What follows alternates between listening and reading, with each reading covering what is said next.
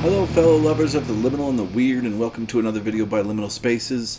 Today I'm going to be talking about a volume from the Book of the New Sun that I found is not talked about very often, and that's because it is it's connected to the Book of the New Sun, but it is non-fiction. It's about the writing of the Book of the New Sun, and that is Gene Wolfe's The Castle of the Otter. This is a quick read and a really enjoyable read, and I learned a ton from it. So I just wanted to go through and give you a general idea of what is in this book. It was published in 1982, right after The Claw of the Conciliator and right before The Sword of the Lictor, at which point Gene Wolfe was, I think, pretty much done with the stories. I think he still had a couple drafts to do on the last two, but this is just him talking about how writing those stories affected him, how he came up with the stories and writing them and how they affected him, but also gives you nice tools that I wish I had as I read through the Book of the New Sun. So let's crack this thing open. Actually, before we do that, I just want to say the jacket painting is by Stephen Fabian, who I think passed away kind of recently. I think he lived to his 90s, and that is an incredible cover. Really, really good cover. I found a Reddit thread that were people that loved this cover but didn't know much about Gene Wolfe. And in the thread, somebody says, "Oh my God, I can't believe a cover drawing this good was wasted on something that's non-fiction." They were mad that it was non-fiction because they felt like it was like the ultimate dark fantasy cover. Very interesting. Okay, The Castle of the Otter by Gene Wolfe opens with The Feast of St. Catherine. This is an essay where Gene Wolfe describes what the book was originally. And of course we see the Feast of St. Catherine in the Shadow of the Torturer.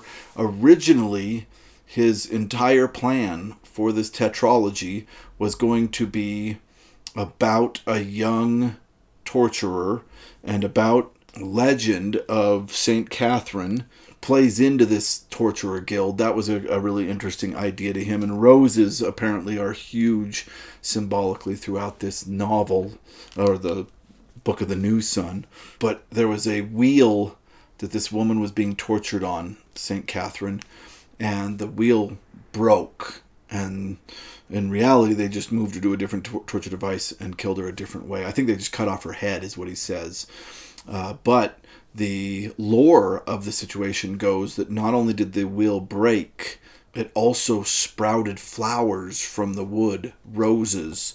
And there's apparently a firecracker called the Catherine wheel that twists and shoots out sparks, and that those sparks are reminiscent of the roses.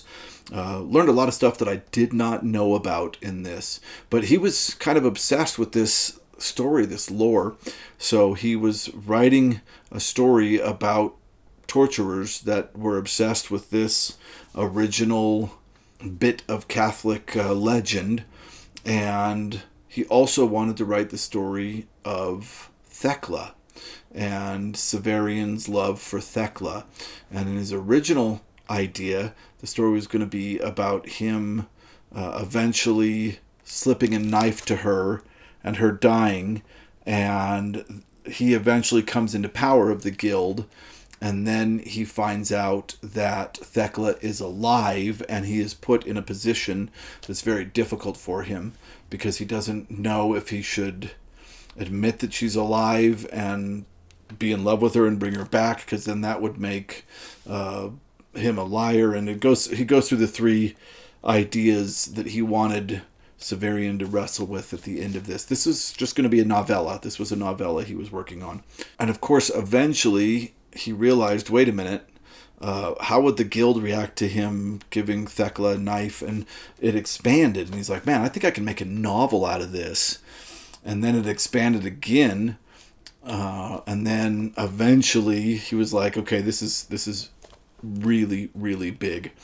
One thing that I forgot to mention that I do want to bring up is how this entire essay opens, this entire book. I'm going to read a bit from this first essay. This is on the first page. Every writer worth his 2 cents a word hopes, in some little corner of his mind at least, that somewhere out there are a few people who will do more than read his book, pitch it away, and reach for the next one. People who will read and reread. Study the cover, perhaps in search of some clue. Shelve the book and later take it out again just to hold. There was a time when I could put the palm of my hand flat on the front of a tattered paperback called The Dying Urth.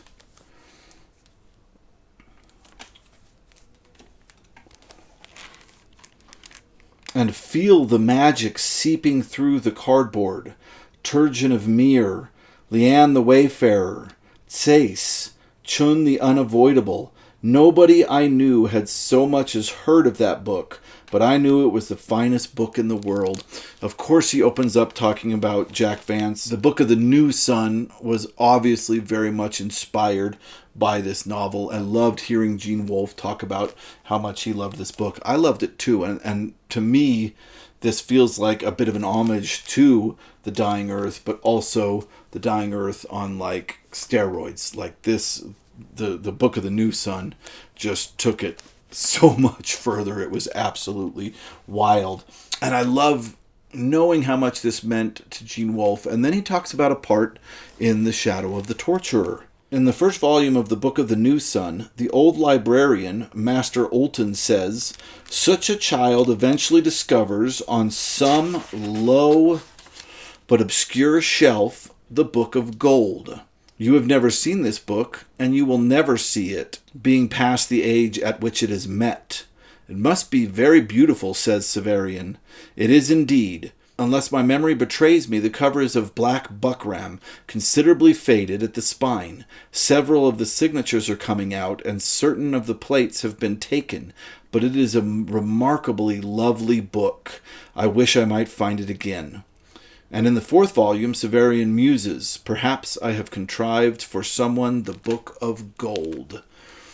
I didn't catch this in the Book of the New Sun. I thought he was talking about some specific book. I didn't realize when I was reading The Shadow of the Torturer. I think Gene Wolfe trains us how to read his books through the Book of the New Sun.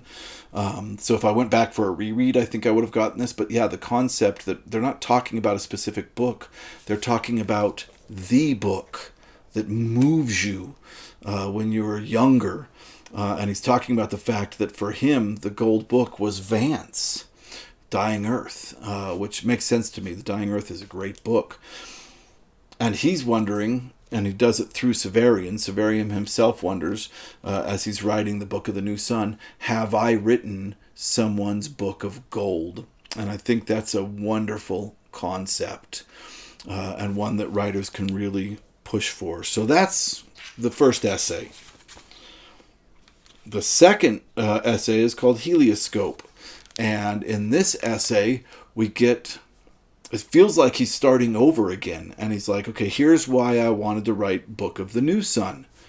I wanted to write Book of the New Sun as a tale of a man going to war and getting closer and closer to war. And he talks about the Korean War and his kind of process of traveling through boot camp and getting closer and closer to Korea as he went. And he said he just wanted to tell that story of Severian starting at the beginning of his journey and moving towards war. And that's why at the end it ends up in war, which is very confusing because I was like, the last essay just said it was about, the Catherine wheel and all that kind of stuff. And then he has a essay called Son of Helioscope, and in that one he says, hey, I know you've just heard two different versions of why I wrote this book, and he says, and I know it's confusing, but the truth is both of those are right. Both of those things are true.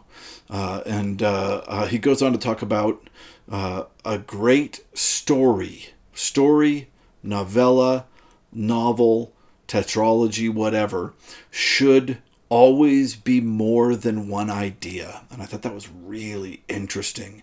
It should be two ideas, he says. You shouldn't just do one idea. If you have a great idea for a story, then you're halfway there. You just need your second idea. So those were his two ideas that he was writing about when he pushed together the Book of the New Sun. You add to that his absolute love of the dying Earth and his desire to do something similar, and you get all the ingredients that become the Book of the New Sun. And these essays talk about that, and they're incredible. The next essay talks about the epigraphs in front of each of the volumes of the Book of the New Sun, and he goes over what poems they're from and why he chose to use them. Very interesting stuff. This video will be 6 hours long if I sit and go through each of these, so I am not going to. After that, we get to the chapter Words, Weird, and Wonderful, and this is probably the most useful chapter for somebody that's just sitting down to read the Book of the New Sun. If there's any reason to have this, it's for this. And that is that he has taken all the strange words that he used in Book of the New Sun and defined them.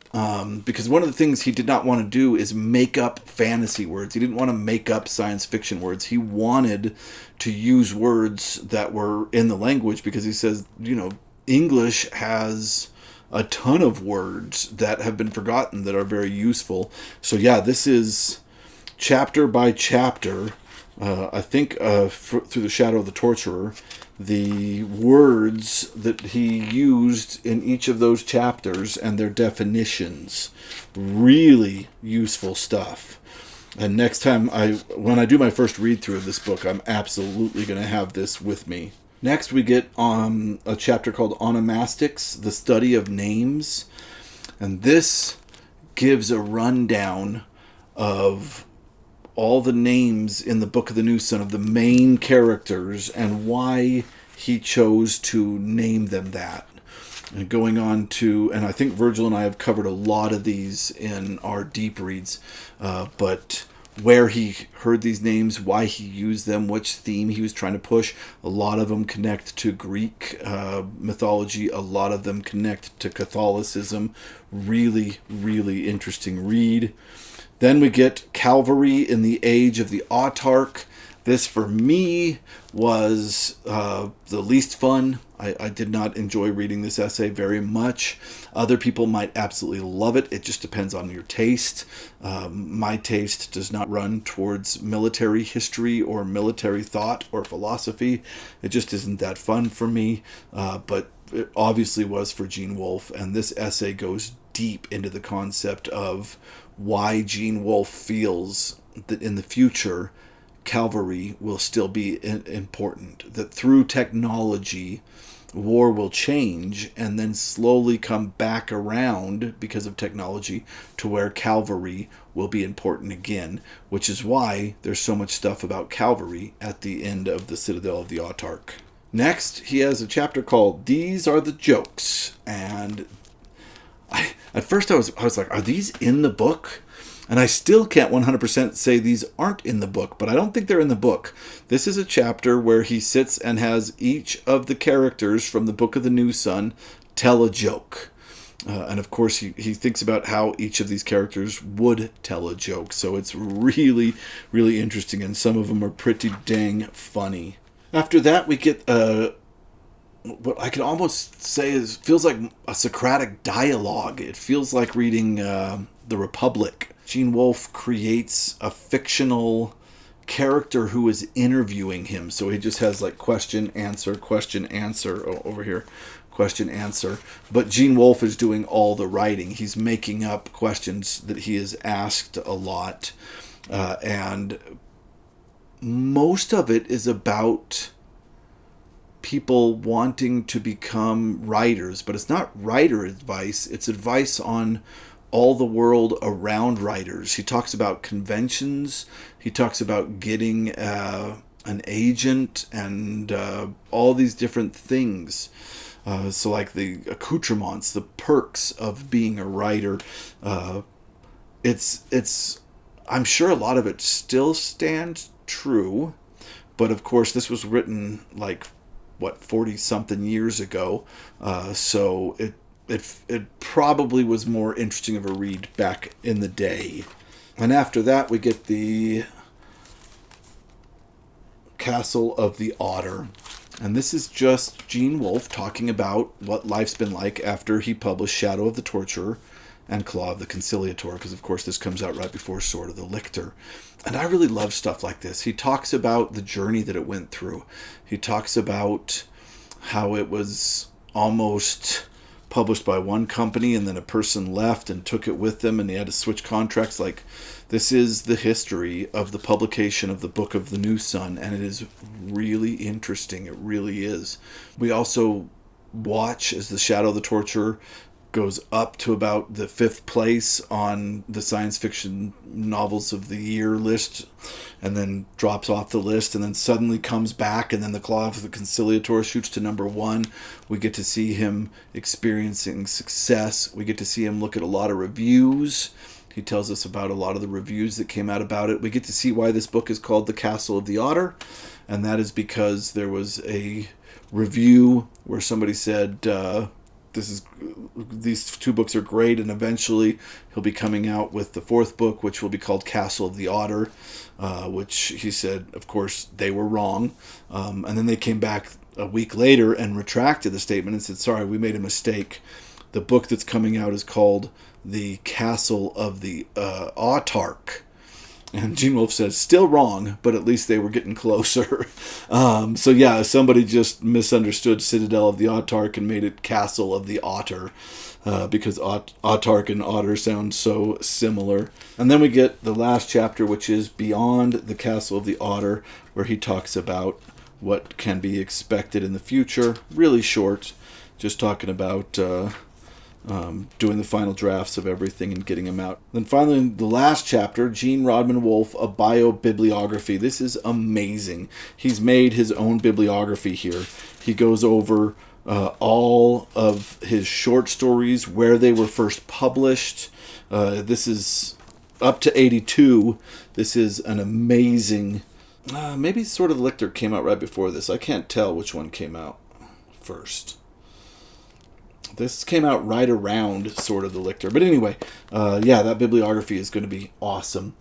If you like Book of the New Sun, you got to read this. This was so much fun because Book of the New Sun was so twisty and wild. And my favorite part in all this, and the last thought I want to leave you with, is that Gene Wolfe writes about the symbolism and the themes in the Book of the New Sun as if they were obvious and easy.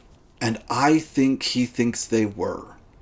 And I think the power of the Book of the New Sun is that Gene Wolfe doesn't look at the world the same way as anybody else.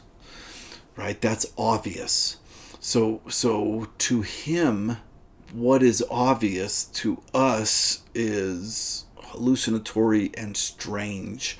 And I don't think I've read any writer who is better able to show us his own perception of things through his fiction. And the best part about all of this, in my opinion, is that none of us think alike. There's a weird lesson in Gene Wolfe's writing that I mean, there's many lessons in Gene Wolfe's writing, but the one that I think is interesting is that when you zoom all the way out and just look at it for what the existence of that work says to us as humanity, is that none of us think alike. We all feel like in our head that we perceive the world just like anybody else perceives the world, but we don't. Every one of us has an extreme, unique perception. And if we were able to express it the way that Gene Wolfe expresses his unique perspective in the Book of the New Sun, all of us would have our own Book of the New Suns, and it would be insane. And we would be able to know each other just a little bit well. I feel like we know Gene Wolfe a little bit better after we've read the Book of the New Sun. It's an incredible piece of art that really pins down his unique view, a view that he felt would be obvious to everybody who read it, and it's not. People have worked tirelessly trying to figure out and mark down all the themes of this book. But the best thing I can say about all of this, and of course my camera dies right when I'm saying it, is that Gene Wolfe wanted to write somebody's gold book, and as we can tell through time, he absolutely did. Thank you so much for watching.